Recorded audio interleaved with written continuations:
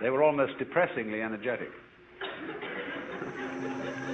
But surely we can't be left in that kind of a hopeless situation. There must be some way of getting the grace, or getting divine charity or love, some sort of wangle, some sort of way in which we can, as it were, open ourselves so as to become conduit pipes for the flow.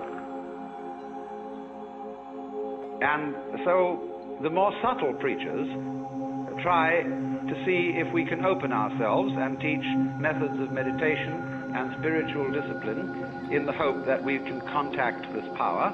The less subtle preachers simply say, you don't have enough faith, you don't have enough guts, you don't have enough willpower. If you only put your your shoulder to the wheel and shoved, you would be, of course, an exemplar and a saint. Actually, you will only be an extremely clever hypocrite. The whole history of religion is a history of the failure of preaching. Preaching is moral violence.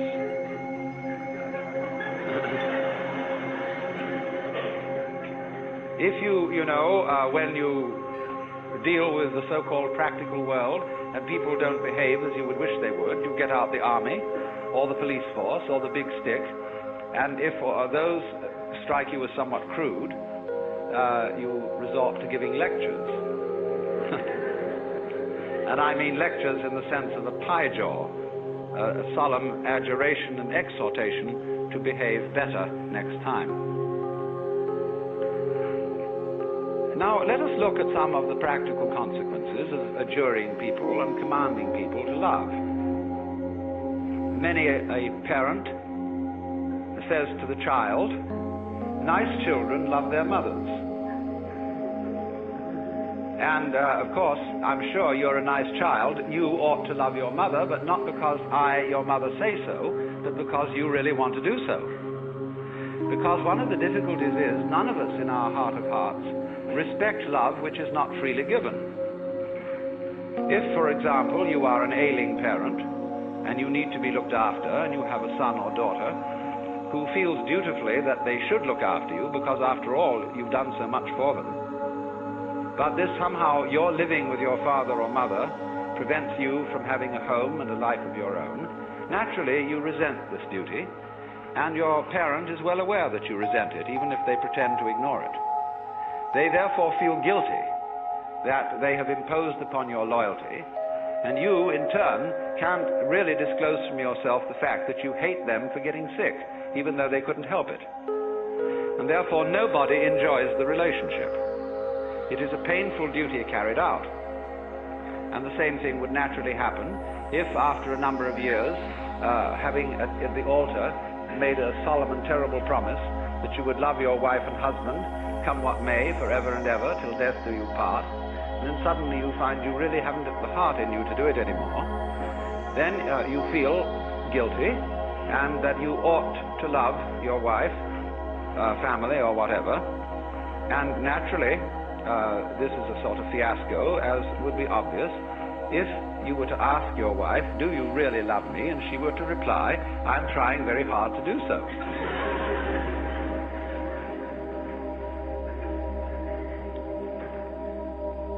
You see, the difficulty of it is this. You cannot teach a selfish person to be unselfish by any means. That is to say, whatever a selfish person does, whether it be giving his body to be burned or giving all that he possesses to the poor, he will still do it in a selfish way of feeling. And he will be able to do this with extreme cunning, a marvelous self-deception, and deception of others besides. But the consequences of fake love are almost invariably destructive, because they build up resentment on the part of the person who does the fake loving, as well as on the part of those who are its recipients. This is why the foreign aid program has been such a dismal failure. Now, of course, you may say that I'm talking in a very impractical way, because you would say, well, do we just have to sit around and wait until we become inwardly converted and learn through the grace of God or some sort of magic how to love, and in the meantime do nothing about it and conduct ourselves as selfishly as we feel. There is, as a matter of fact, something to be said for that. Because the first problem in the whole of this is honesty. And the reason why the Lord God says at the beginning of things, "Thou shalt love the Lord thy God with all thy heart and with all thy soul and with all thy mind," is not because the Lord God is stupid, but because he's very clever. That which appears to be a commandment is actually a challenge, or what in Zen Buddhism would be called a koan, a spiritual problem. Because if you exercise yourself resolutely in trying to love God and or your neighbor, you will find that you get more and more tangled up. You will realize increasingly that the reason why you are attempting to obey this as a commandment is that you want to be the right kind of person. And obviously you want to be the right kind of person for your own reasons. And so if you do, in the first place, feel selfish and come to the conclusion, as a result of trying various experiments with love, that you love yourself more than anybody else, the proper thing to do is to investigate your self-love, to find out why you love yourself and what you mean by yourself when you say you love yourself. For the reason is this: love is not something that is a sort of rare commodity. Everybody has it. Existence is love. But it's like water flowing through a hose. It depends in which direction you point it. So everybody has the force running.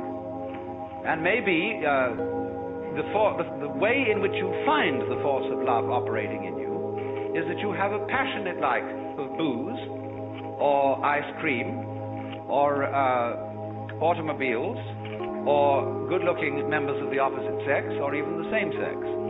But there is love operating.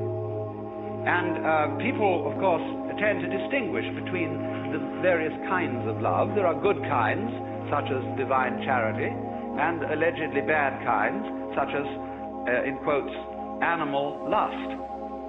But it should be understood, I think, that they are all forms of the same thing. But they differ in rather the same way that the colors of light, of white light, divide into the spectrum when passed through a prism. So we might say that the red end of the spectrum of love is Dr. Freud's libido, and the violet end of the spectrum of love is agape, what is called divine love or divine charity. And that in the middle, the various yellows, blues and greens are friendship, human endearment, consideration, and all that sort of fellow feeling. But it's all the same thing. And so the thing is, first of all, to get it moving, to follow whatever kind of love you have in the first place. Because you cannot control love until you have some to control, until you have it running. You've got to get your car running before you can learn how to drive it. You will not become a skillful driver by sitting at a still car in a garage any more than you will become a skilled dancer if you simply never move your arms and legs. And so the first thing then is to discover what indeed you do love, if anything, and you will find there is something. And then go into the nature of that. Now, it's said that selfish people love themselves. I would say that that is really a misunderstanding of the whole thing, because yourself is something that is really impossible to love. There are various reasons for this, but one obvious reason is that loving oneself is as difficult as kissing your own lips. Oneself, when you try to focus on it, to love it or to know it, is oddly elusive. It always slips away like the pursued tail of a dog who is trying to get hold of his own tail. So to pursue your own end has some difficulties about it.